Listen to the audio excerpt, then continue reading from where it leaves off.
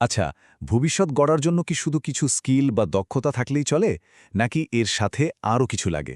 যেমন ধরুন, একটা দৃঢ় মানসিকতা।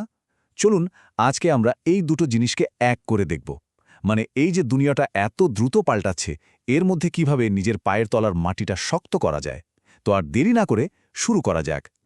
এই প্রশ্নটা কিন্তু আমাদের সবার মাথাতেই ঘোরে, তাই না?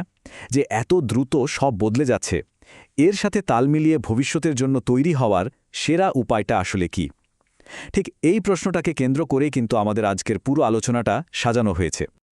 দেখুন, সত্যি কথা বলতে কি, চাকরির বাজার কিন্তু আর আগের মতো নেই।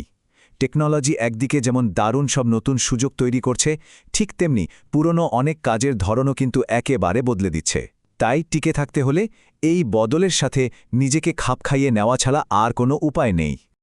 তাহলে সমাধানের প্রথম ধাপটা কি হতে পারে? সহজ কথায়, ভবিষ্যতের জন্য বীজ লাগানো।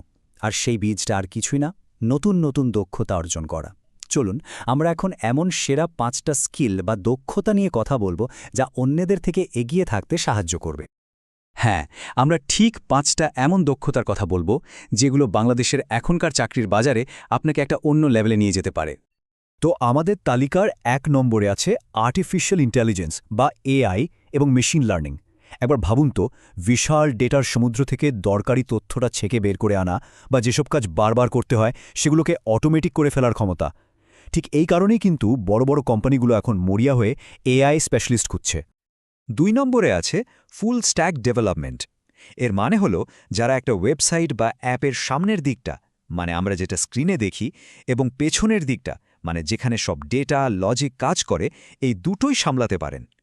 ই-কমার্স আর সফটওয়্যার ইন্ডাস্ট্রিতে এদের চাহিদা এখন বলতে গেলে আকাশছোঁয়া। এরপর আসছে সাইবার সিকিউরিটি।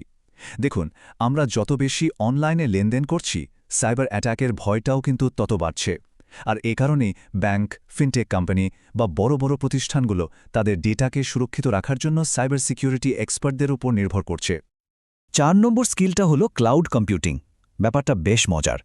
কোম্পানিগুলো এখন আর নিজেদের অফিসে বড় বড় সার্ভার বসিয়ে ঝামেলা করে না, বরং AWS বা অ্যাজিওরের মতো অনলাইন প্ল্যাটফর্মে তাদের সব ডেটা আর অ্যাপ্লিকেশন ভাড়া রাখে। ফলে যারা এই ক্লাউড সিস্টেমটা ডিজাইন আর ম্যানেজ করতে পারে, সেই ক্লাউড আর্কিটেক্ট আর ইঞ্জিনিয়ারদের চাহিদা এখন তুঙ্গে। আর আমাদের লিস্টের 5 নম্বরে, মানে সবশেষে আছে ডিজিটাল মার্কেটিং ও এসইও। আজকাল প্রায় সব ব্যবসায়ী তো অনলাইন বিক্রির ওপর নির্ভর করে টিকে আছে। তো গুগল সার্চে একটা প্রোডাক্টকে সবার আগে দেখানোর কৌশলটা যার জানা আছে, তার জন্য কাজের সুযোগের কিন্তু কোনো অভাব নেই। আচ্ছা, এতক্ষণ তো আমরা দারুণ সব টেকনিক্যাল স্কিলের কথা বললাম, কিন্তু একটা প্রশ্ন থেকেই যায়, শুধু এই দক্ষতাগুলো থাকাই কি সফল হওয়ার জন্য যথেষ্ট, নাকি এর বাইরেও আরও কিছুর দরকার আছে? আর এখানে আসছে আমাদের আলোচনার দ্বিতীয় ধাপটা, গাছের শিকড়কে আরও শক্তিশালী করা। এই শিকড় দুটো হলো ধৈর্য আর আত্মশৃঙ্খলা। সত্যি বলতে এই দুটো জিনিস ছাড়া শুধু দক্ষতা দিয়ে ফল পাওয়া প্রায় অসম্ভব একটা ব্যাপার। আল্লামা শফি রহমতের একটা অসাধারণ কথা আছে। উনি বলেছেন, ধৈর্য যেমন একটি গাছ যার সারা গায়ে কাটা কিন্তু ফল অত্যন্ত সুস্বাদু। বিশেষ করে যখন অর্থনৈতিক চাপ থাকে, তখন এই কথাটা যে কতটা সত্যি তা আমরা হাড়ে হাড়ে টের পাই।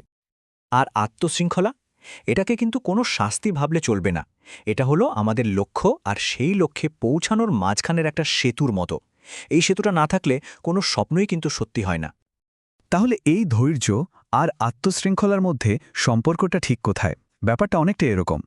ধৈর্য আমাদের শেখায় খারাপ সময় মাথা ঠান্ডা রাখতে, হুট করে কোনো সিদ্ধান্ত না নিতে। আর আত্মশৃঙ্খলা সাহায্য করে নিজের আবেগ কন্ট্রোল করতে, অপ্রয়োজনীয় খরচ বাদ দিতে আর একটা রুটিন মেনে নতুন সুযোগ খুঁজতে। এই দুটো যখন একসাথে কাজ করে, তখনই কিন্তু আসল শক্তিটা তৈরি হয়। এই যে দক্ষতা আর মানসিকতার মেলবন্ধন, এটাকে একটা দারুণ গল্প দিয়ে খুব সহজে বোঝা যায়। আর সেটা হলো চাইনিজ বাঁশ গাছের গল্প। জানেন, একটা বাঁশ গাছ লাগানোর পর প্রথম 4-5 বছর মাটির ওপরে কিছুই দেখা যায় না, মনে হবে কিচ্ছুও হচ্ছে না।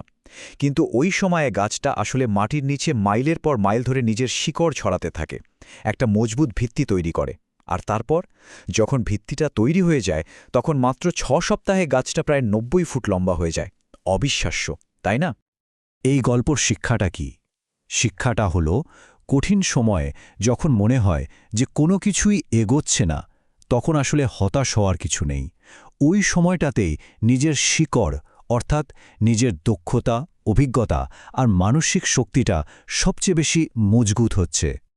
তাহলে সামনের পথটা কেমন হওয়া উচিত?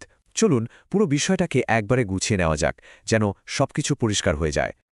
দেখুন, সাফল্যের পথটা কিন্তু বেশ পরিষ্কার। প্রথমে দরকারি স্কিলগুলো শিখে বীজ বুনতে হবে। এরপর ধৈর্য ধরে সেই শিকড়ের যত্ন নিতে হবে। আত্মশৃঙ্খলা দিয়ে নিজের কাঠামোটা তৈরি করতে হবে। আর সব শেষে বিশ্বাস রাখতে হবে যে সঠিক সময়ে ঠিকই তার ফল পাওয়া যাবে। শেষ করার আগে শুধু একটা প্রশ্ন রেখে যেতে চাই। আজকের এই আলোচনা শোনার পর নিজের কোন শিকড়টাকে আরও শক্তিশালী করার জন্য আজ থেকেই কাজ শুরু করা যায় বলে মনে হচ্ছে?